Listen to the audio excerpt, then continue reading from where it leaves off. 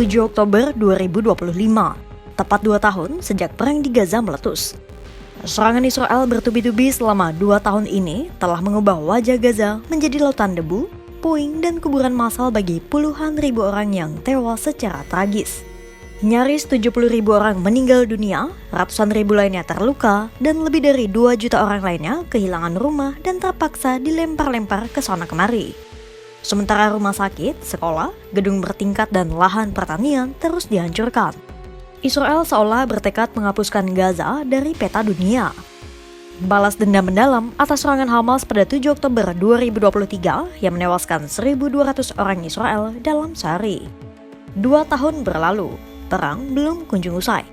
Dan inilah potret kehancuran Gaza setelah 2 tahun perang Israel dan Hamas.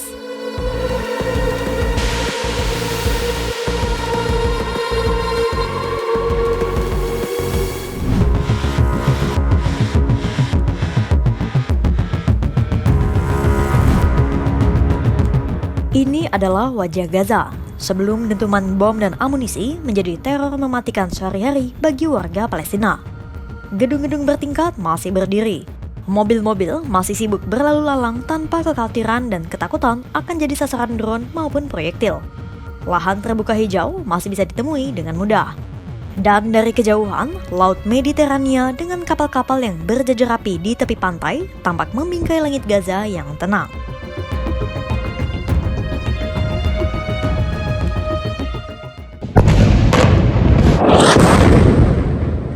Dan ini adalah penampilan Gaza sekarang.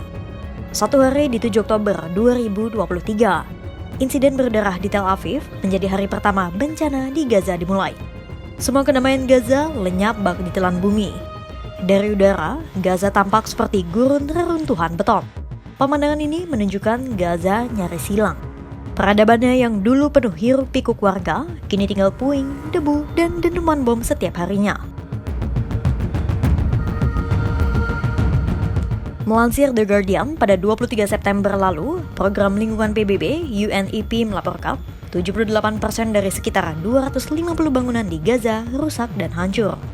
Kehancuran bangunan ini telah menghasilkan 61 juta ton puing, bahkan UNEP memperkirakan sekitar 15% di antaranya telah terkontaminasi asbes, limbah industri, atau logam berat.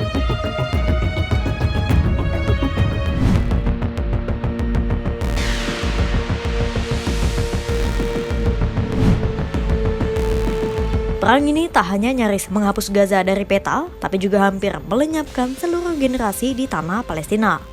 Per 7 Oktober 2025, Kementerian Kesehatan Gaza melaporkan sudah ada 67.074 warga Palestina yang terbunuh di Gaza, atau sekitar 10% dari total populasi Gaza yang berjumlah 2,3 juta jiwa. Dari total korban tewas, sekitar 20.000 diantaranya merupakan anak-anak, atau 2% dari populasi anak-anak di Gaza. Itu artinya, sekitar 1 dari setiap 33 orang terbunuh sejak perang dimulai.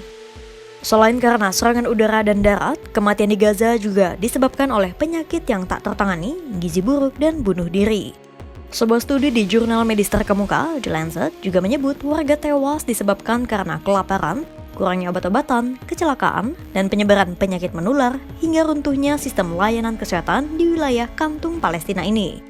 Sementara untuk korban luka, tercatat ada 168.716 orang yang mengalami cedera dalam jenis dan skala yang biasanya dialami prajurit profesional pertempuran sengit. Pada September lalu, ex-komandan IDF Herzi Halevi mengatakan bahwa jumlah korban tewas dan atau terluka ada lebih dari 200.000 warga Palestina. Data intelijen militer Israel yang bocor juga membeberkan hingga Mei 2025 menunjukkan lebih dari 80% korban tewas adalah warga sipil. Selain korban tewas yang terus bertambah, jutaan warga Palestina juga terus menghadapi pengusiran paksa.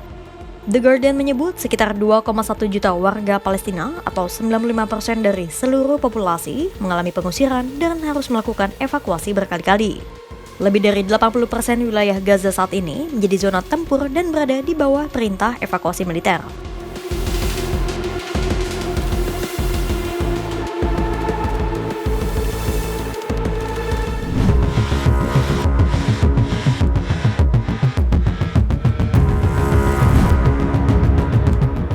Bencana kelaparan massal jadi salah satu kondisi di Gaza yang paling disorot dan telah dikonfirmasi oleh IPC atau Sistem Klasifikasi Fase Keamanan Pangan Terpadu di bawah PBB. Israel seolah menjadikan makanan sebagai senjata untuk mengancam Hamas dan menghancurkan Gaza. Blokade bantuan terus dilakukan Israel selama berbulan-bulan membuat warga Palestina kelaparan. IPC menyebut bencana kelaparan yang terjadi di Gaza akan meluas ke Deir al-Balah dan Khan Yunis.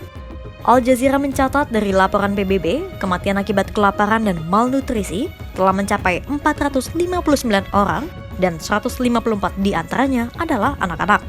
Malnutrisi di kalangan anak-anak meningkat dengan cepat dan lebih dari 12.000 anak-anak mengalami malnutrisi akut.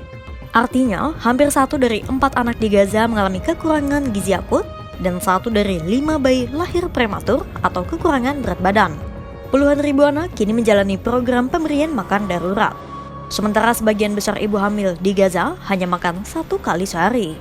Para ahli yang didukung PBB melaporkan bencana kelaparan telah terjadi di beberapa wilayah Gaza. Sementara Yayasan Kemanusiaan Gaza atau Gaza Humanitarian Foundation buatan Israel dan Amerika Serikat yang dibentuk sebagai solusi alternatif justru menghadirkan petaka baru lainnya. Al Jazeera mencatat laporan dari Kementerian Kesehatan Gaza yang menyebut lebih dari 2.600 orang tewas dan lebih dari 19.000 orang terluka saat mengantri bantuan dari GHF. Entah tewas dan terluka karena berdesakan atau tertembak peluru Israel. Warga Gaza pun tak bisa mengakses produk pertanian karena kini hanya 1,5% lahan pertanian di Gaza yang dapat ditanami. Lebih dari 90% lahan pertanian lainnya rusak karena perang dan tak bisa ditanami karena terkontaminasi residu racun dari amunisi dan kebakaran.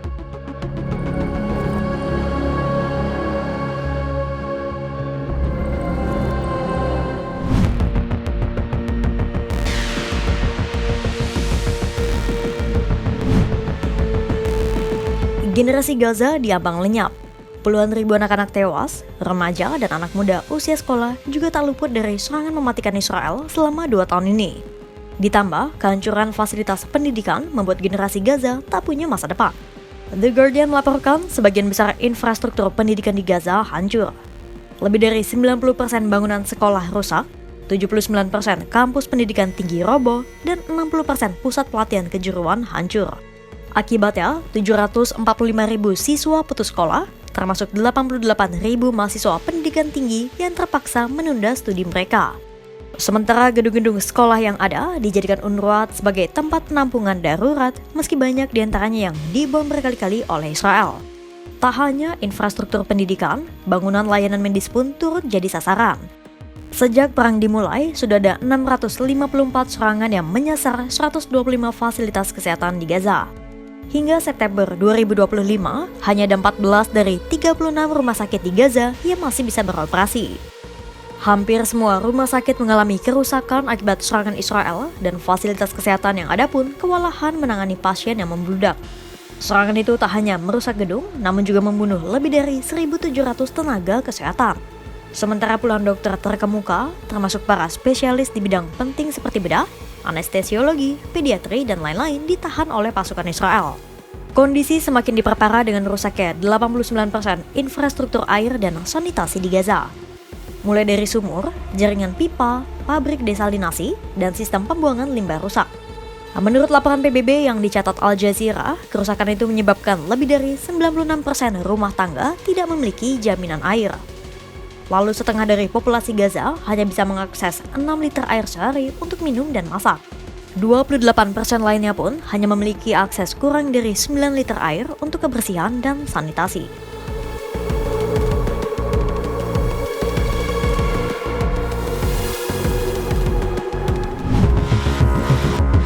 Dua tahun perang telah mengubah Gaza menjadi neraka di bumi.